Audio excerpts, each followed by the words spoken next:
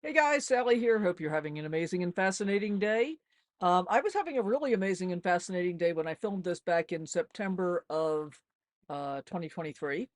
And in this video, I'm going to take you along with me. I go from Charlestown Raceway in West Virginia to Harpers Ferry, West Virginia, to Antietam Battle Field in Maryland, and finally end up at Gambrill State Park, where I spent a couple of lovely days. Stay through all the way to the end because you're going to see the guy and his enormous Class A that got stuck trying to get out of the dump station at the park. Really bad day for him. It was the end of the day for me. Everything worked out just fine. There's a lot of Civil War history in here. So I hope you stay tuned and watch the entire thing. I had a lot of fun on this day, and this is I'm giving you an upfront. It's a long video. It's like 35 minutes. That's long even for me. But I hope you enjoy it. Let me know what you think in the comments down below. As always, please like, subscribe if you haven't already. Leave me a comment, and we'll talk to you soon. Thank you so much for spending your time on my videos. Truly appreciate it. Kit has been very zoomy this morning, huh? You've been a zoomy boy. You want to zoom some more? You all done? I think you're all done.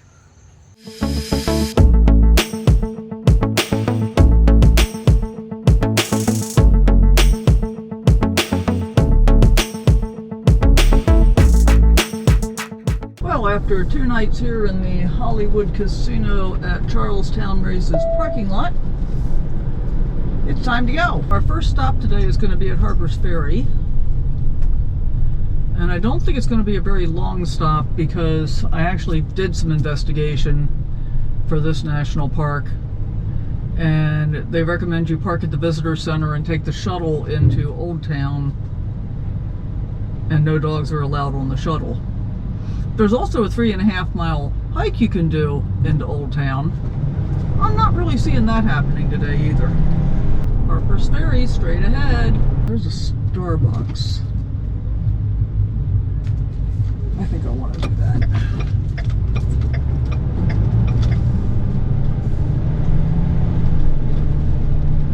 Yeah, I think I'm going to do that for breakfast if I can park there.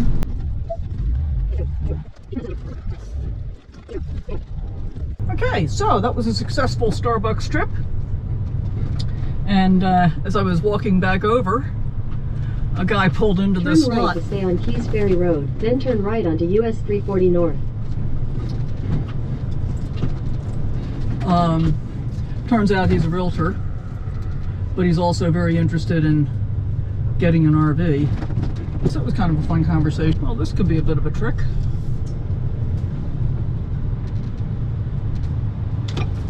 I've got a notification on my RV GPS that says state border, but we're in West Virginia, and I thought Harpers Ferry was in West Virginia. I guess we're going to find out. Turn right onto Shoreline Drive.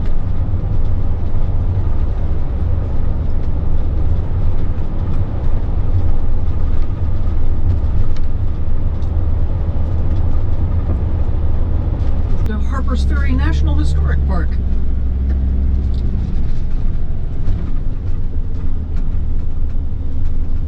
Your destination is on the right.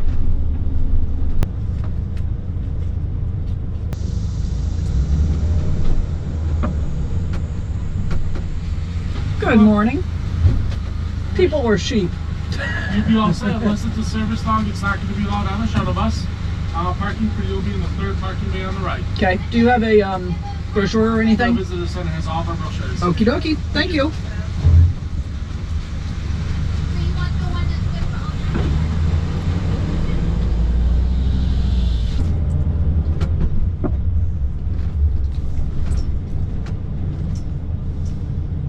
Here we are on the Chambers Murphy farm. Chambers owned it at the beginning of the Civil War, and although he was a loyal Unionist, the Union Army confiscated it from him, promised him restitution, and still hadn't made him whole when the war ended. Not only after the war ended, but by the time he died in 1890. Not quite sure why. It's the Chambers Murphy farm. Since it was Chambers that owned it, I guess Murphy owned it after. Nice looking house though. And yeah, they've got some Civil War cannon out there to be able to see. We're gonna see if we can find the trail again to go see the vista and then work our way back, because it is really too hot to be out hiking today. In fact, when we stopped in the shade there, Kit just flopped himself down to take a break. So that's a good indication that it's too hot. Kit and I just did about a 1.5 mile hike,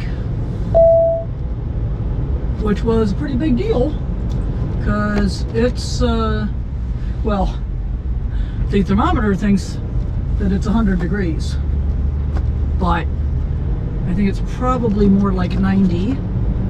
We were both pretty overheated by the time we got back. If it were not 90 degrees, it would have been a great hike. And the ranger said it was completely flat, which it was not. Not that that's a huge deal. But 1.5 miles of that, and we already did a mile earlier this morning, so we're getting our steps in. We're gonna go look at some of the battlefield locations that surrounded Harpers Ferry. And then we're going to drive through Harpers Ferry. I don't think I'm going to be able to find a parking place there at all.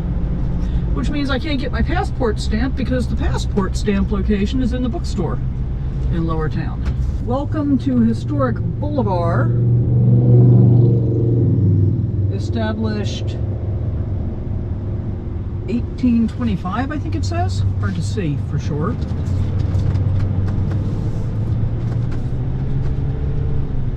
But we're gonna go check out the Boulevard Heights battlefield.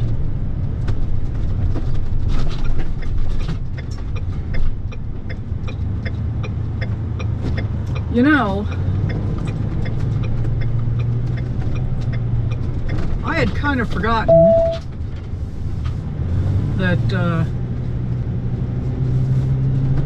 Harpers Ferry was a real route for the Union.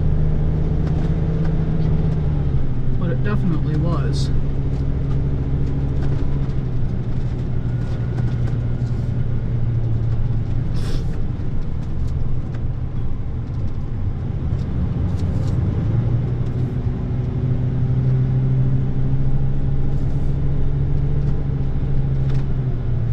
I think these trees are tall enough, but you know, I'd rather be on the other side of the road.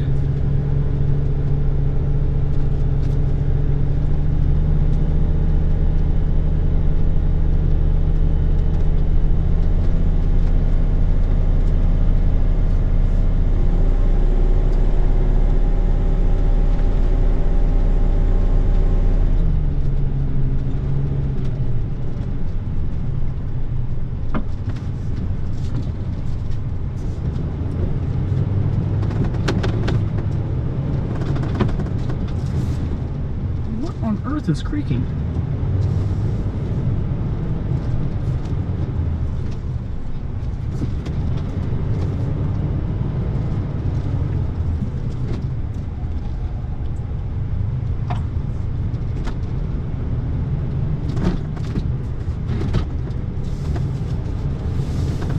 Okay, well I guess I can't really park here unless I park right up here.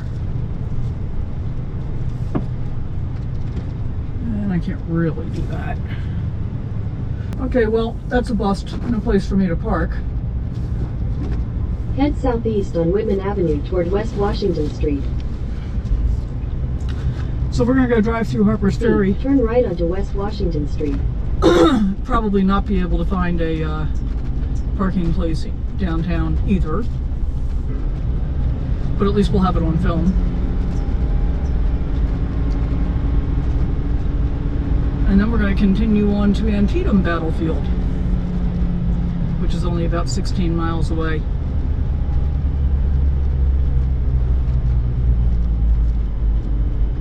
And I'll tell you something that's a little bit funny to me. Oh, look at that little cemetery. Turn right onto West Washington Street, then slide left onto US 340 alternate south.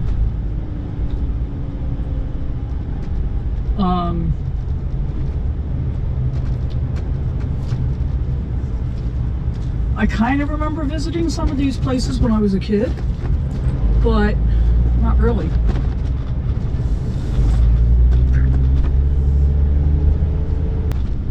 Yeah, so even if all we can do is drive through, that's fine. I don't think we're really in any condition to do much more hiking today anyway, because it's too daggone hot. 21 miles from Frederick. Wow, 68 miles from Baltimore. That's funny. Well, this will be an odd angle, but I wanted to capture it, and my other camera is overheated, which happens. Harpers Ferry Town Hall on the left right there.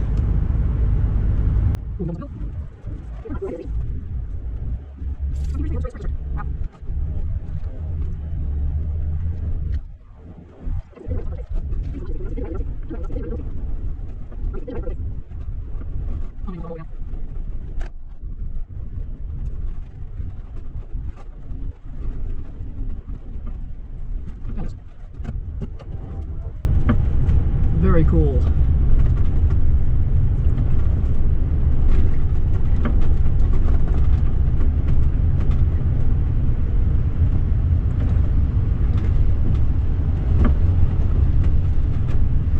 What's this guy doing?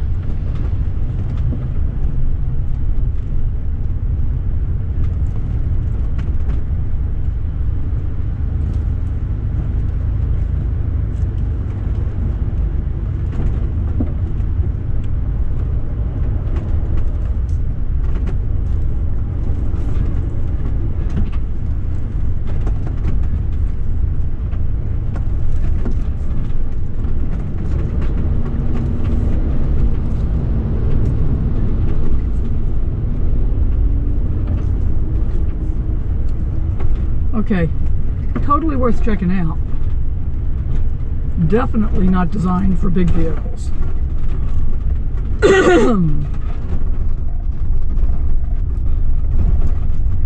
But I'm gonna go to the train station and see if I can park. Well, it says parking this way.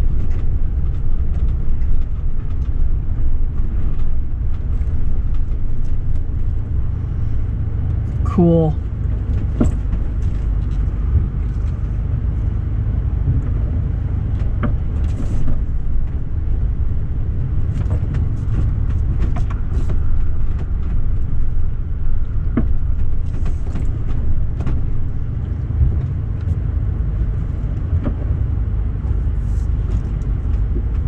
Very, very cool. What are the chances of getting a parking place, do you think?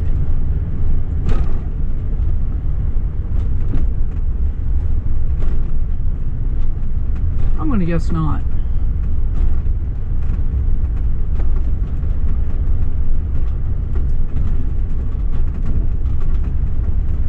Fancy goods.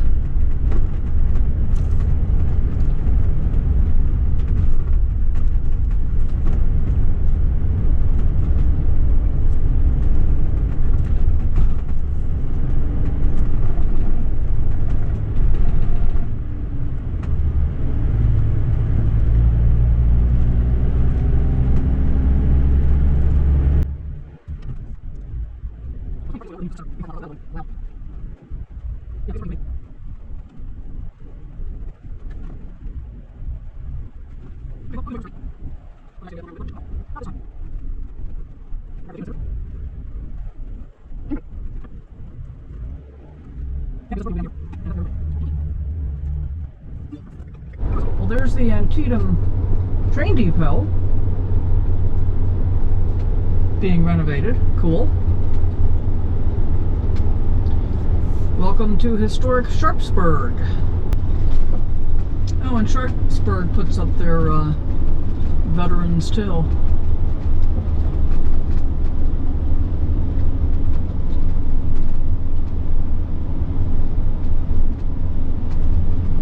And I guess that's their years of service.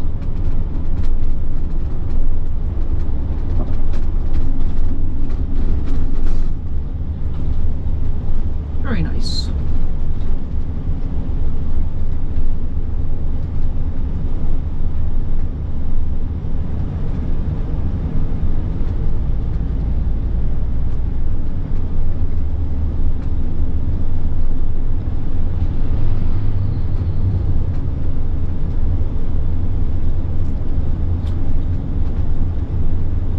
stone house on the left.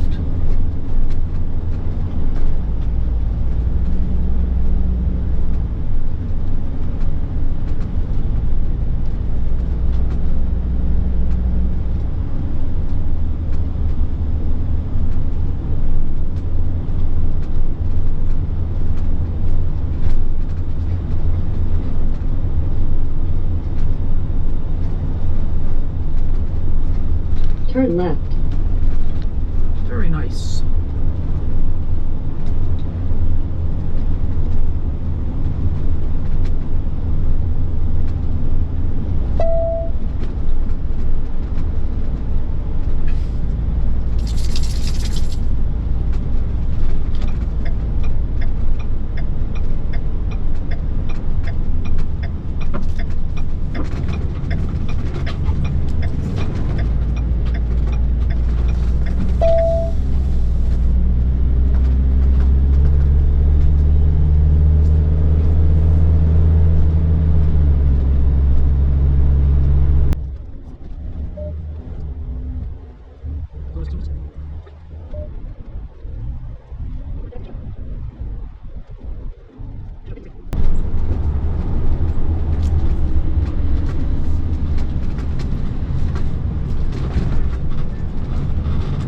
Then your destination will be on the right.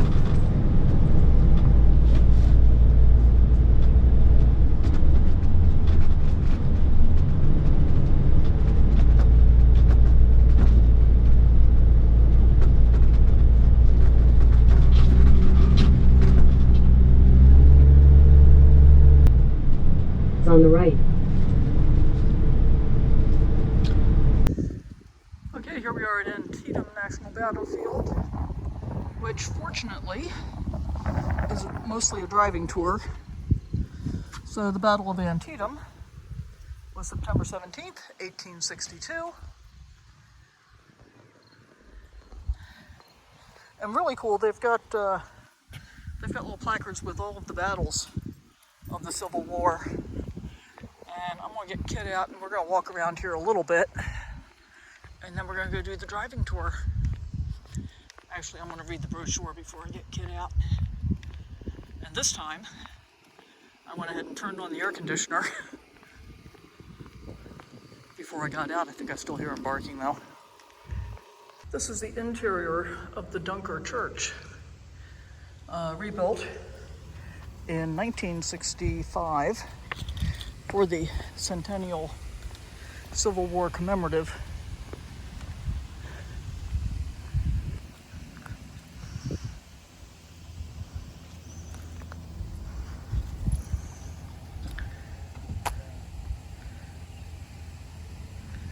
Yeah, so Antietam, consisting of a number of different sites, was the bloodiest one-day battle in U.S. history.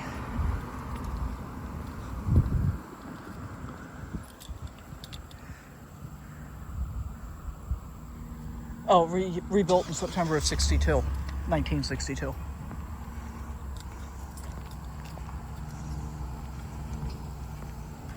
Beautiful day today, just a little on the hot side.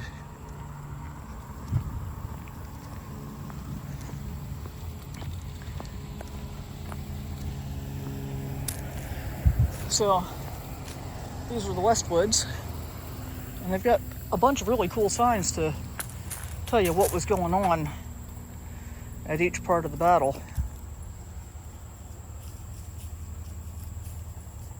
So over here on the right is Dunker Church, and that's kind of where the whole Antietam Battlefield thing really started.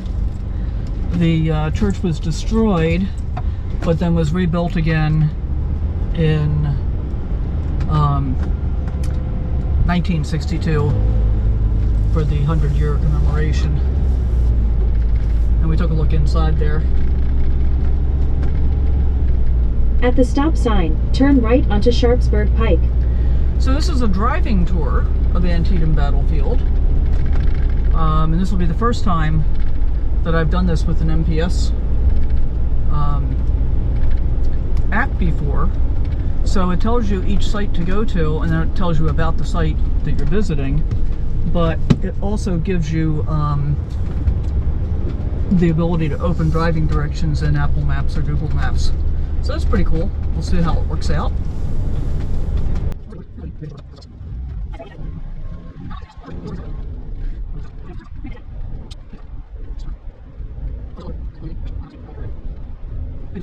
They've got all of these big black placards that explain how the forces were arrayed and Mansfield Avenue, then turn left. approximate timing and so forth.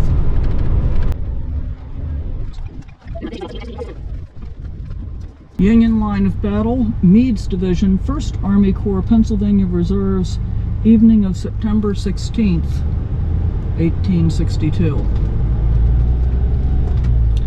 And Stonewall Jackson ended up bringing his troops here from Harpers Ferry and got here, I think, on the 16th.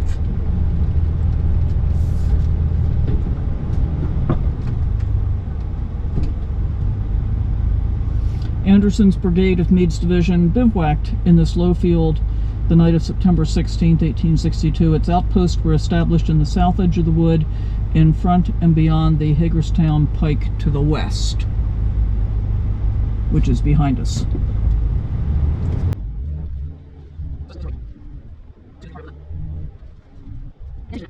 And this is the north edge of the North Woods right here. So the Union forces stayed at the farm that was on our left there, and then worked their way through these woods to the cornfield over to our right. And we're gonna continue on around to be able to start the battle the next day. The placards give a lot of detail. And I guess they keep the cornfield on the right here to keep it realistic to what was going on back in the day. Ricketts Division slept here on the left the night of September 16th. On the left of the 1st Corps, formed for attack at 6 a.m. in the following order. Harstuff's brigade in advance, supported by Christian's brigade on the left and Doria's brigade on the right. The division advanced to the west edge of the East Woods and along the south edge of the cornfield, where it became heavily engaged with the enemy. It maintained itself in this position for some time, but its ammunition having been exhausted, it was eventually obliged to withdraw. After replenishing its supply of ammunition, it was formed in reserve in the fields east of the Hagerstown Pike and remained there throughout the day. Sorry, some of the signs are kind of hard to read because of the sun glare. Not that I don't know how to pronounce words.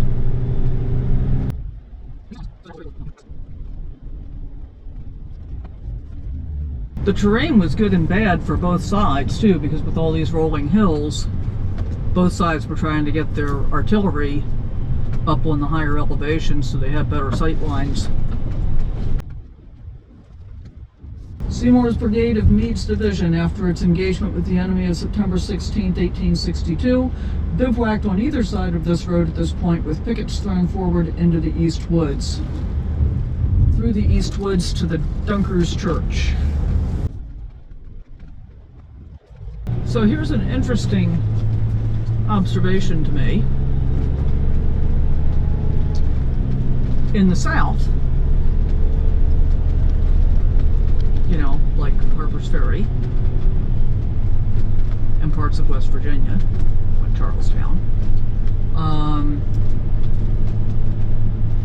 the history is very much skewed to the Confederacy, and in the North, like Maryland, which is still technically south, by the way, because it's below the Mason-Dixon line, it's skewed more toward the Union.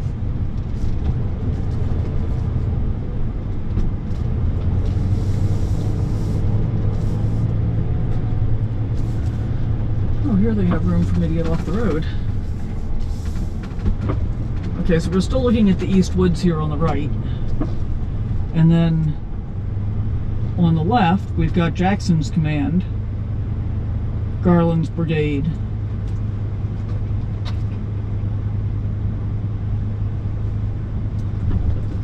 Okay, so you can kind of see how this played out.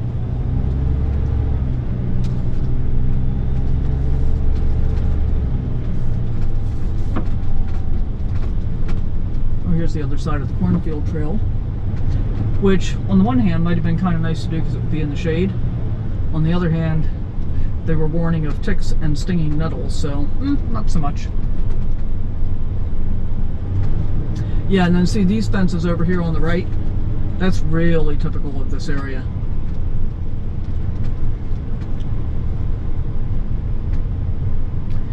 So we've got the Union Army on the right and the Confederate Army on the left, battling it out, as it were.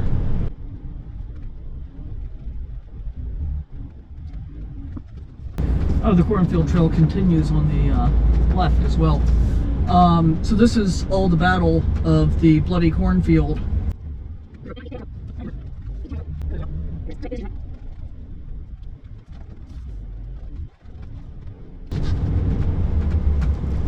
Okay, so this is the West Woods, and this is a monument to the 2nd Brigade, Philadelphia Brigade. Fought here September 17th, 1862. Lost 545 men.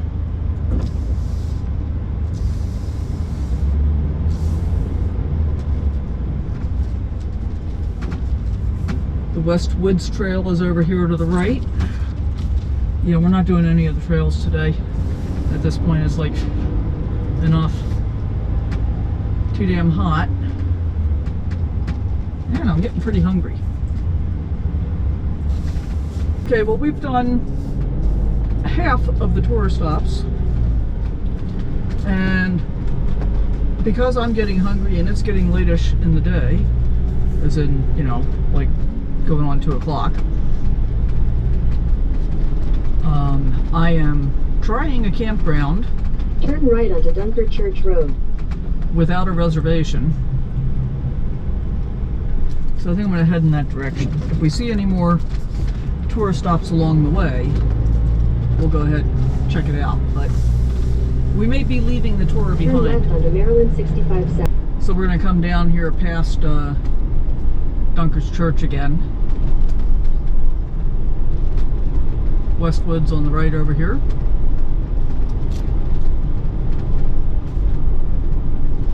There's the church on the right.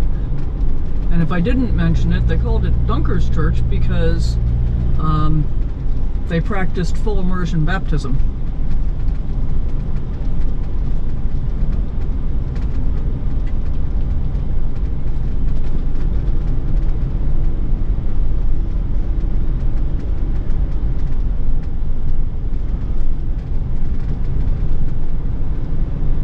It's a very nice looking visitor center there. It is disappointing that I can't go in and watch the movies anymore, and I tried to watch it in the RV. Couldn't get its load. Well, the cool thing is, without actually going to these sites, I can still bring them up on the NPS app and finish the tour myself, which I'll probably do. I'm just getting really hungry. And since I already had crap for breakfast, I don't want to stop and have crap for London. London is my combination of lunch and dinner. I guess we'll see the rest of Sharpsburg going out this way, east on Maryland 34. Here's the Antietam National Cemetery where Kit is not allowed to go. So, bummer. Very nice looking. And the Confederate cemetery was on the left side. Well, we're entering Boonesboro, Maryland, which I don't remember a single solitary thing about. But it's got some cool looking old buildings.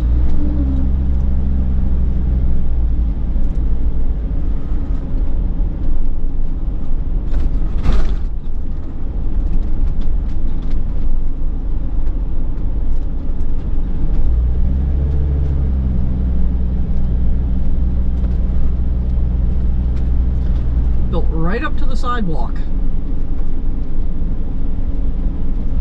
That's pretty interesting. You see that fairly often actually, but makes it kind of difficult to have a very wide road.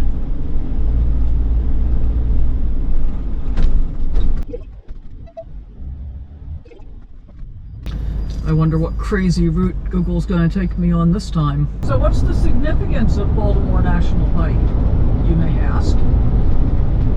And the answer is, it started with George Washington, who wanted a national road that would open up trade routes to the west.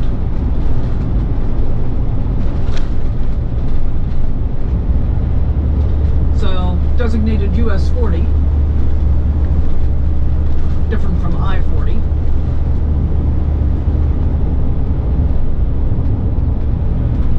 It was pretty integral in and instrumental in being able to do that. So there you go. And while you're at it, take a look at these grades. This one's actually not as bad, but they're pretty steep. It's kind of interesting that the state park is like in the middle of a residential neighborhood, basically.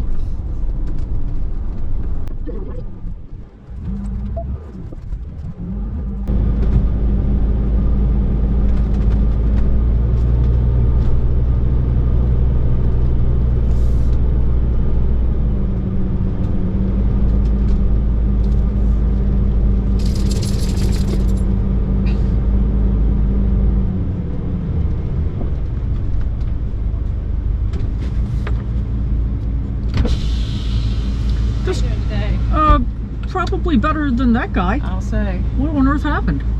So he's got his tires down in a pretty good ditch in the back of his campers on the ground. So we have a large wrecker coming. Are you camping with us this evening? I was hoping to. Well, what we're gonna have you do is just drive straight through here.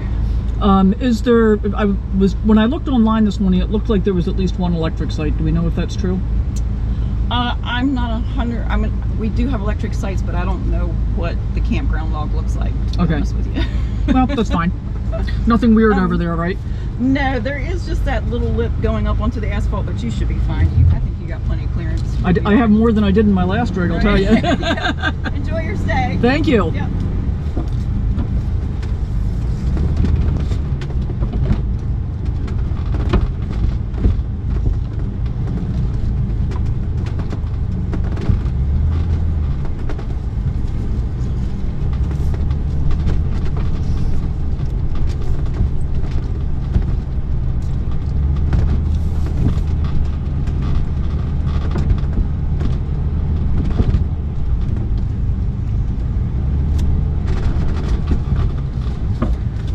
Hi. You just want to follow up that trail and you're going to get to the campsite going that way. Oh, okay. And there's like, I can find out if there's a site available when I get there? Yeah, you should be able to. You're going to have to chat with the camp host about that. Okay, cool. That way. Well, that way. That poor guy, man. yeah, it's unfortunate it happens. Well, you know, when I read about this and it said, I don't think this is a really good campground for big rigs. We have like 2 sites Yeah. that you can put a big rig in. Yeah, but then the issue is getting it out, apparently. Yeah. Alright, well, stay safe. Always. Let me go. He's fine. I'll just pull over and let him by.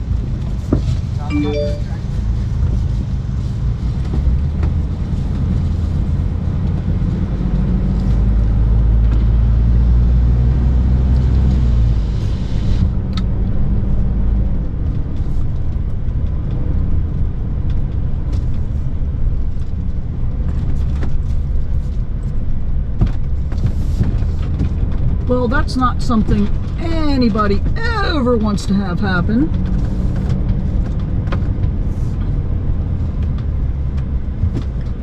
That's going to be an expensive problem.